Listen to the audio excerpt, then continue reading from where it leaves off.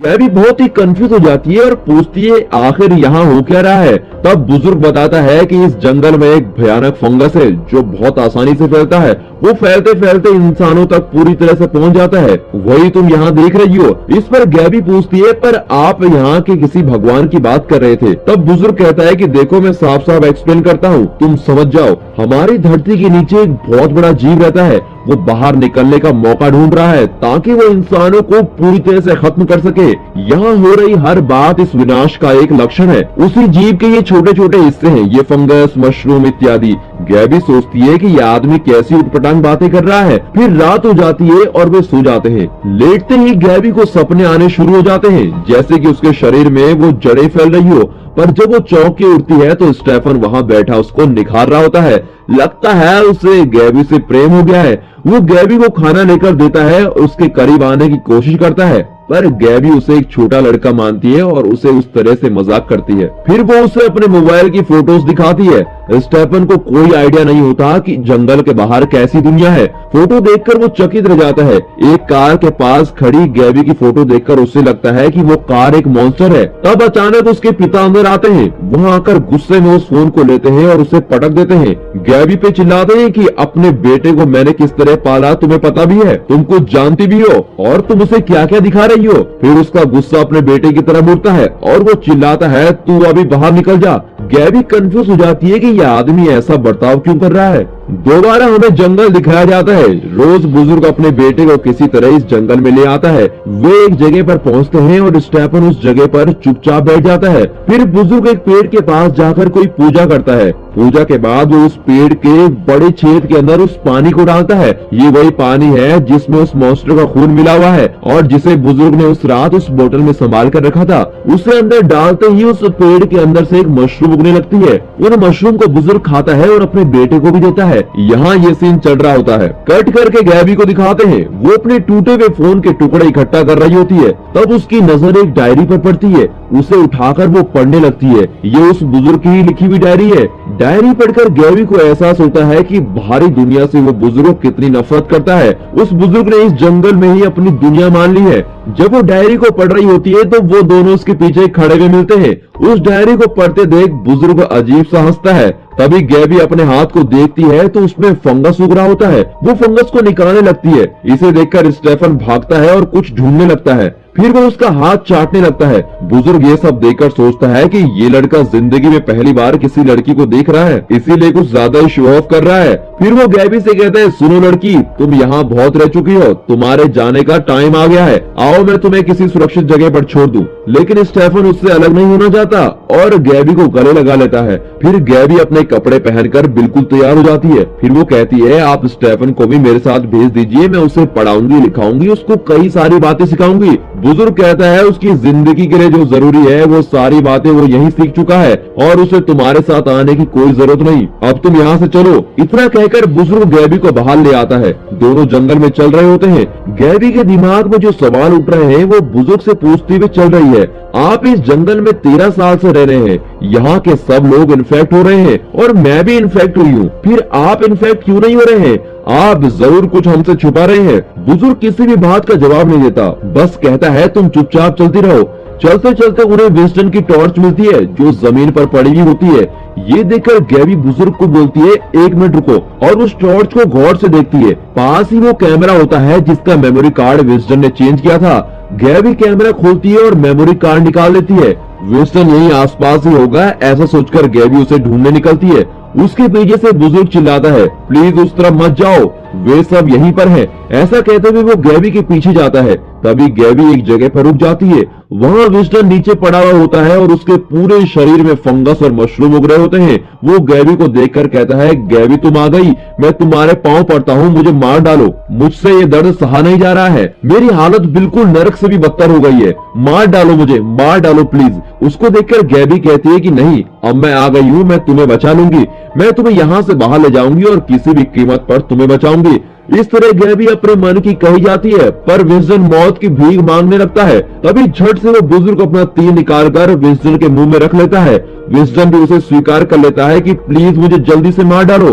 फिर वो उस तीर को और दबा देता है, लगभग सुसाइड की तरह। तभी भयानक आवाजें आती है। बुजुर्ग कहता है चलो लड़की वापस चलते हैं, लगता है वे आ गए हैं। फिर वे दोनों वहाँ से भागने लगते हैं। इतने में अंधेरा हो जाता है, दोनों सीधे घर वापस आते हैं। उस रात भी गैबी वहीं ठहरती है। रात को वो लेटी भी होती है। अचानक उसके पैरों के ऊपर वाले हिस्से में खुजली होती है। कपड़े हटाकर देखती है तो वहाँ मशरूम पनप रहे होते हैं। ये देखकर वो चिल्लाती है, पर वो बुजुर्ग से कहती है मैं जानती हूँ आपके पास इसकी कोई दवा जरूर है, प्लीज वो दवा मुझे भी दीजिए और मुझे बचाइए। बुजुर्ग मुड़कर उसे देखता है और गुस्से में बाहर चला जाता है। तब वो स्टेफन से पूछती है इस वक्त ये आदमी कहाँ जा रहा है। वो जवाब देता है कि वो पूजा करने जा रहे हैं। गैबी पूछती है यहाँ कौन सी पूजा करेंगे। वो बताता है कि पिताजी मेरी माँ के आगे पूजा करने जा रहे हैं। गैबी तो अब बिल्कुल पूरी तरह चकरा जाती है और पूछती है कि क्या तुम्हारी माँ जिंदा है। स्टेफन कहता है हाँ जिंदा है। कट करके बुजुर्ग को दिखाते हैं। वो एक पेड़ के पास जाकर अपनी कोई भेंट चढ़ाता है। देखने में तो वो मांस का टुकड़ा लगता है। फिर वो पूजा करने लगता है। पूजा के बाद वो उस पेड़ के छेद के अंदर देखता है। पहले जब भी बुजुर्ग कोई भी भेंट चढ़ाता था तो उस पेड़ के अंदर से एक मशरूम उगता था, पर इस बार ऐसा कुछ नहीं होता। ये देखकर बुजुर्ग बिल्कुल टेंशन में आ जाता है और चिल्लाने लगता है। उसके आसपास सब कुछ लाल होने लगता है। कट करके घर के अंदर गैबी और स्टेफन को दिखाते हैं। वे दोनों लेटे हुए फ्रेंडली बातें कर रहे होते हैं। गैबी उससे कहती है तुम मेरे साथ शहर चलो, मैं तुम्हारा बहुत अच्छे से ख्याल रखूंगी। तब स्टेफन कहता है कि मेरे पिताजी ने कहा है कि शहर के लोग बड़े खतरनाक होते हैं और वो जल्दी ही मरने वाले हैं। अब मैं अपने पिताजी को छोड़कर नहीं आ सकता। अचानक उसके पिताजी वहाँ जाते हैं और उन दोनों को देख लेते हैं। उन्होंने कोई गलती नहीं की थी, पर फिर भी बुजुर्ग को गुस्सा आ जाता है। फिर वो अपने बेटे को चिल्लाकर अपने साथ आने को कहता है। वो उसे उसी पेड़ तक ले जाता है। उस पेड़ के आगे वो पूजा करते हैं और भेंट चढ़ाते हैं। बुजुर्ग एक मशरूम तोड़कर खाता है और अपने बेटे को भी एक देता है, पर स्टेफन मशरूम को नहीं खाता। वो उसको अपने पास रखता है और सीधे अपने घर आता है। बुजुर्ग को आश्चर्य होता है कि ये लड़का ऐसी अजीब सी हरकत क्यों कर रहा है। इतने में स्टेफन दौड़ने लगता है।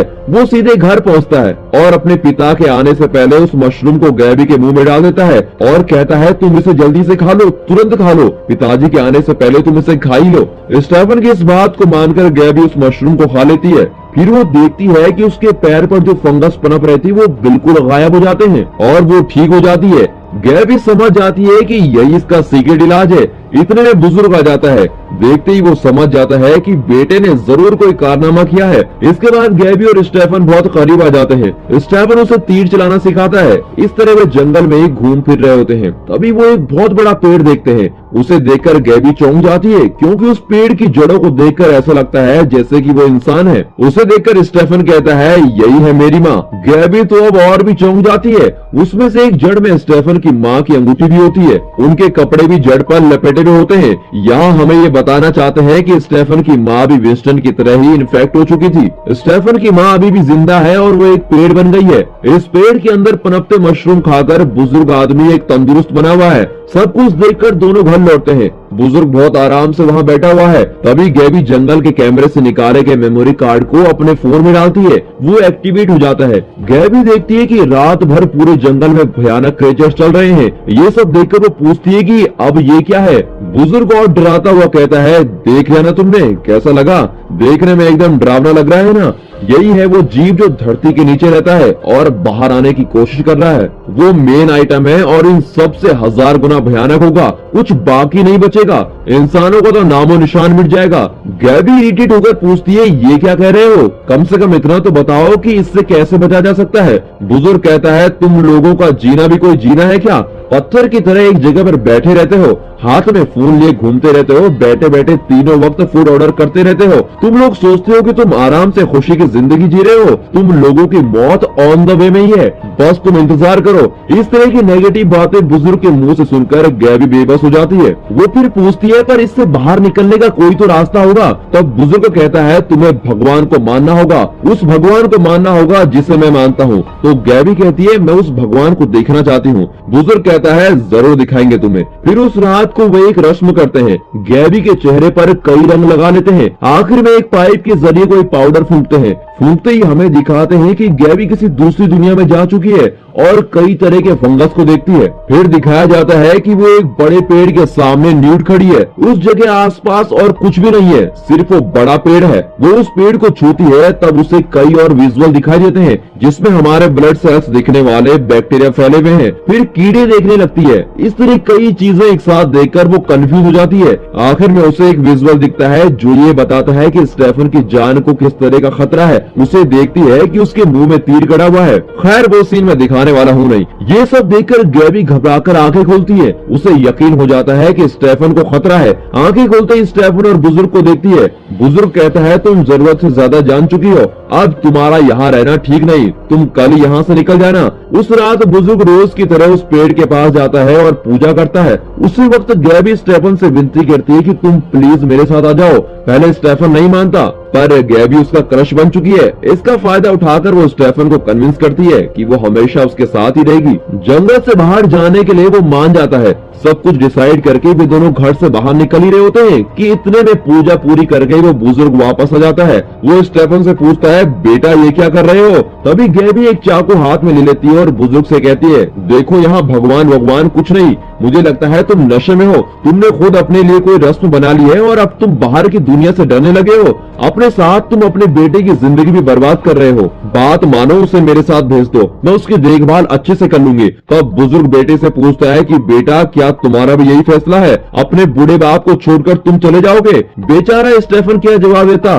बचपन से अब तक उसके पिता ने उसका ख्याल रखा था तो उसे अपने पिता की साइड लेनी पड़ती है। वो गैबी से कहता है तुम यहाँ से चली जाओ, मैं अपने पिता के साथ ही रहूंगा। ऐसा कहकर वो अपने पिता के साथ चला जाता है। गैबी उसे पीछे से स्टेफन स्टेफन कहकर पुकारती है पर वो नहीं आता। फिर क्या, बाप और बेटे अपने रास्ते और गैबी अपने रास्ते। गैबी अपने शहर लौटना चाहती है और वहाँ से निकलती है, पर उसी वक्त उसे सोचता है कि स्टेफन को तो कोई खतरा आने वाला है। वही मशरूम वाला मॉन्स्टर जंगल में घूम रहा होता है और उसको दिखाई देता है। और डरने वाली बात यह है कि वो गैबी की तरफ ही आ रहा होता है, पर वो देख नहीं पाता। इसका ख्याल आता ही गैबी छुप जाती है। उसे क्रॉस करके वो मॉन्स्टर चला जाता है। फिर गैबी झट से घर के अंदर जाती है और धनुष और तीर निकाल लेती है। घर से बाहर निकलकर वो सीधा स्टेफन के पास जाती है। उसे अच्छी तरह मालूम होता है कि वो कहाँ होगा, वो जरूर उस पेड़ के पास होगा। कट करके उस पेड़ को दिखाते हैं। वहाँ स्टेफन एक जगह बैठा हुआ होता है। फिर बुजुर्ग उसकी शर्ट उतारता है और कहता है मैं तुम्हें रखकर एक पूजा करने वाला हूँ। ऐसा कहकर वो अचानक एक चाकू निकालकर स्टेफन का हाथ काट देता है। फिर वो कहता है जिस समय तुमने इस जंगल से बाहर जाने की सोची उस वक्त तुम अपनी पवित्रता खो चुके हो, अब मुझे तुम्हारी बलि चढ़ानी होगी। ऐसा तैयार हो जाता है। स्टेफन को नीचे गिराकर उसको दबाने लगता है। बुजुर्ग के साथ साथ वो पेड़ भी उसको दबाने लगता है। स्टेफन घबरा जाता है कि माँ और बाप दोनों मुझे मारने पर तुले हुए। मारने ही वाला होता है कि अचानक एक तीर आकर उसके पैर में लगता है। गैबी वहाँ पहुँच गई होती है और तीर उसी ने चलाया हुआ होता है। गैबी चिल्लाती है छोड़ दो उसे। वो बुजुर्ग का सामना करने के लिए बिल्कुल तैयार हो जाती है, पर बुजुर्ग जोर से मुक्का मारकर उसको गिरा देता है। उसी वक्त वो फंगस मुंह वाला वहाँ आ जाता है और गैबी को काटने लगता है। झट से स्टेफन उठ जाता है और उस मॉन्स्टर को जोर से मारने लगता है। इतने में बुजुर्ग गैबी को मार डालने की सोचता है और उस पर हमला करने ही वाला होता है, पर ठीक वक्त पर स्टेफन अपने पिता के पीठ पर चाकू घोंप देता है और बुजुर्ग घायल होकर नीचे गिर जाता है। दूसरी ओर वो उस मॉन्स्टर को भी मार डालते हैं। फिर वो गैबी से कहता है चलो यहाँ से भाग चलते हैं। ऐसा कहकर वो गैबी को साथ लेकर अपने वुडन हाउस पर पहुँच जाता है। दोनों घर तो आ जाते हैं पर बहुत ही घबराए हुए होते हैं और एक दूसरे को देखने की स्थिति में आ जाते हैं। कट करके जंगल को दिखाते हैं। वहाँ बुजुर्ग आंखें खोलकर देखता है तो उसकी पीठ पर फंगस से भरी हुई है। देखकर वो खून की उल्टियाँ करने लगता है। वो उसी खून को लेता है और उस पेड़ को भेड़ चढ़ाता है, पर इस बार पेड़ के अंदर से कोई मशरूम नहीं उगता और इस वजह से वो बिल्कुल विंस्टन की तरह वही मूर्ति बन जाता है और फंगस बन के पनपने लगता है। यहाँ गैबी का शरीर भी फंगस से भर गया होता है। तभी वो बुजुर्ग की लिखी हुई किताब पढ़ती है। उसमें लिखा हुआ होता है कि इस फंगस का कोई इलाज नहीं, उसे सिर्फ थोड़े ही समय के लिए रोका जा सकता है। एक दिन ये जीव जरूर बाहर आएगा और इस दुनिया को पूरी तरह से नष्ट कर देगा, क्योंकि हम सब अभी तक यही समझे हैं कि हम ही इस दुनिया में परजीवी या पैरासाइट्स हैं। उस बुक में बुजुर्ग ने ये सब कुछ लिखा हुआ होता है। गैबी को अब समझ में आ जाता है कि दैट्स इट, अब वो बाहर नहीं आ सकती, इसलिए वो उस जंगल में ही बस जाती है। स्टेफन उसका बहुत ख्याल रखता है। कुछ वक्त गुजरता है और हमें दिखाते हैं कि गैबी के शरीर पर अब फंगस पूरी तरह से फैल चुका है। वो जान जाती है कि इसका कोई भी इलाज नहीं है। वो स्टेफन से विनती करती है कि मुझ पे तरस खाओ, प्लीज मुझे मार डालो। फिर हमें दिखाते हैं कि स्टेफन उसका माथा चूम रहा है। फिर दिखाते हैं कि वो घर के बाहर बैठा हुआ है। मरने से पहले गैबी ने उससे कहा होता है कि प्लीज तुम यहाँ मत रहना, तुम यहाँ से बाहर जाओ, तुम्हारे देखने के लिए अभी पूरी दुनिया पड़ी हुई है, तुम्हें बहुत कुछ सीखना है। पर इन्फेक्शन होने के बाद गैबी यहाँ से बाहर कहीं नहीं जा सकती थी। गैबी के मरने के बाद स्टेफन अकेला पड़ जाता है और सूनी जिंदगी जी रहा होता है। कट करके अगले सीन में दिखाते हैं कि वो अपने पिता की किताबें, डायरीज और अपनी पहचान की सभी चीजें उस घर में छुपा देता है। और फिर हमें दिखाते हैं कि वो उस जंगल से बाहर निकलकर शहर की तरफ जाने के लिए खड़ा है। कट करके दिखाते हैं कि स्टेफन शहर के एक रेस्टोरेंट में बैठा हुआ दबा दबा कर खाना खा रहा है। ऐसा खाना वो पहली बार खा रहा होता है। उसके जाने के बाद उसकी प्लेट पर फोकस किया जाता है। पेट पे बचे हुए खाने में वही फंगस पनप रहा होता है। इस सीन में हमें ये बताना चाहते हैं कि वही है जो पूरी दुनिया में फंगस को फैलाता है। और